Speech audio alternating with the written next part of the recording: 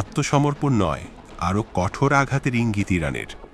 খামেনেইর মৃত্যুর পর বিপ্লবী গার্ড বাহিনীর কট্টরপন্থী সদস্যরা আরও সক্রিয় হয়ে উঠতে পারে, যারা ধর্মতাত্ত্বিক বিষয়ের চেয়ে পশ্চিমা বিশ্ব ও ইসরায়েলের বিরুদ্ধে সশস্ত্র লড়াইকে বেশি গুরুত্ব দেয়। বর্তমান নেতৃত্বের ওপর বড় আঘাত আসা সত্ত্বেও ইরান তাদের শত্রুদের ওপর পাল্টা আঘাত হানার জন্য সর্বোচ্চ চেষ্টা চালাচ্ছে। এরই মধ্যে তারা ইসরায়েল, মধ্যপ্রাচ্যে অবস্থিত মার্কিন ঘাঁটি এবং উপসাগরীয় দেশগুলোকে লক্ষ্য করে ড্রোন ও মিসাইল হামলা শুরু করেছে। ইসরায়েলের অভ্যন্তরেও এই হামলার প্রভাব অনুভূত হচ্ছে। ইরানের ওপর ইসরায়েল ও যুক্তরাষ্ট্রের যৌথ সামরিক অভিযান একটি বড় ধরনের কৌশলগত সাফল্য হিসেবে দেখা দিচ্ছে। নিখুঁত গোয়েন্দা তথ্য এবং সুনির্দিষ্ট বিমান হামলার মাধ্যমে ইরানের সর্বোচ্চ নেতা আয়াতুল্লাহ আলী খামেনেই সহ দেশটির প্রতিরক্ষা মন্ত্রী, বিপ্লবী গার্ড বাহিনীর প্রধান এবং সেনা প্রধানের মতো শীর্ষস্থানীয় নেতাদের হত্যা করা হয়েছে। বর্তমানে ইরানের কৌশলগত সামরিক স্থাপনা এবং ব্যালিস্টিক মিসাইল লঞ্চারগুলো লক্ষ্য করে নিয়মিত হামলা চালানো হচ্ছে। ইসরায়েলি প্রতিরক্ষা বাহিনীর কর্মকর্তাদের মতে এই যুদ্ধ আরও কয়েক সপ্তাহ স্থায়ী হতে পারে এবং এর শেষ কোথায় তা এখনই বলা কঠিন। তবে খামেনেইর মৃত্যু মানেই যে ইরান দ্রুত আত্মসমর্পণ করবে এমন কোনো লক্ষণ এখনও দেখা যাচ্ছে না। ইরানি শাসন ব্যবস্থা দীর্ঘ সময় ধরেই এই ধরনের যুদ্ধের জন্য প্রস্তুতি নিয়ে আসছিল। খামেনেই নিজে তার উত্তরসূরিদের জন্য ক্ষমতা হস্তান্তরের একটি পরিকল্পনা তৈরি করে গিয়েছিলেন। বর্তমান নেতৃত্বের ওপর বড় আঘাত আসা সত্ত্বেও ইরান তাদের শত্রুদের ওপর পাল্টা আঘাত হানার জন্য সর্বোচ্চ চেষ্টা চালাচ্ছে। এরই মধ্যে তারা ইসরায়েল, মধ্যপ্রাচ্যে অবস্থিত মার্কিন ঘাঁটি এবং উপসাগরীয় দেশগুলোকে লক্ষ্য করে ড্রোন ও মিসাইল হামলা শুরু করেছে। ইসরায়েলের অভ্যন্তরেও এই হামলার প্রভাব অনুভূত হচ্ছে। গত কয়েকদিনে মিসাইল হামলায় বেশ কিছু প্রাণহানির ঘটনা ঘটেছে এবং সাধারণ মানুষকে দীর্ঘ সময় ধরে বোম শেল্টারে অবস্থান করতে হচ্ছে।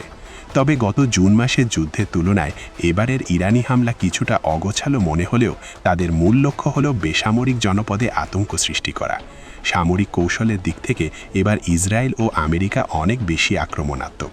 প্রায় 2000-এর বেশি আকাশপথের অস্ত্র ব্যবহার করে ইসরায়েল এরই মধ্যে ইরানের আকাশসীমার ওপর পূর্ণ আধিপত্য বিস্তার করেছে।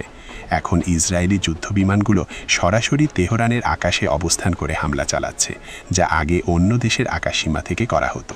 অন্যদিকে ডোনাল্ড ট্রাম্পের সিদ্ধান্ত গ্রহণের প্রক্রিয়া নিয়ে জানা যাচ্ছে যে তিনি ইরানের ওপর চাপ সৃষ্টি করে একটি কূটনৈতিক চুক্তিতে আসতে চেয়েছিলেন, কিন্তু ইরানের অনমনীয় অবস্থান এবং গোয়েন্দা নজরদারি তোয়াক্কা না করে শীর্ষ নেতাদের সশরীরে বৈঠকের জেদ শেষ পর্যন্ত তাদের মৃত্যুর কারণ হয়ে দাঁড়িয়েছে।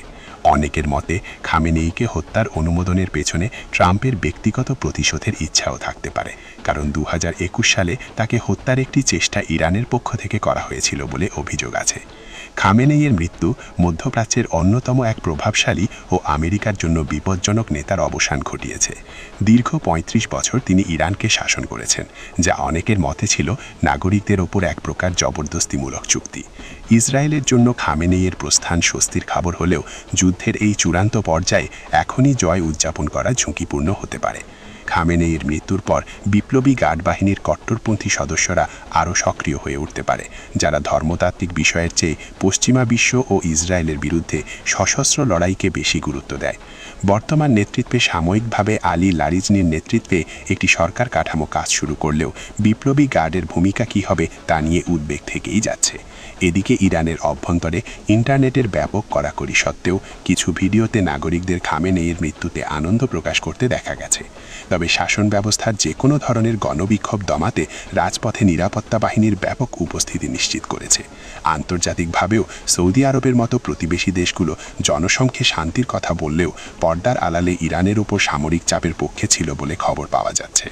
এখন মূল প্রশ্ন হল, ডোনাল্ড ট্রাম্প কি এই যুদ্ধকে আরও প্রলম্বিত করে ইরানের শাসন ব্যবস্থাকে পুরোপুরি উপড়ে ফেলতে চাইবেন, নাকি একটি কঠোর পরমাণু চুক্তির বিনিময়ে দ্রুত যুদ্ধবিরতিতে যাবেন? নেতানিয়াহু এই সুযোগে মধ্যপ্রাচ্যের কৌশলগত ভারসাম্য সম্পূর্ণ বদলে দিতে চাইলেও শেষ সিদ্ধান্তটি আসবে হোয়াইট হাউস থেকেই। হ্যারেটস।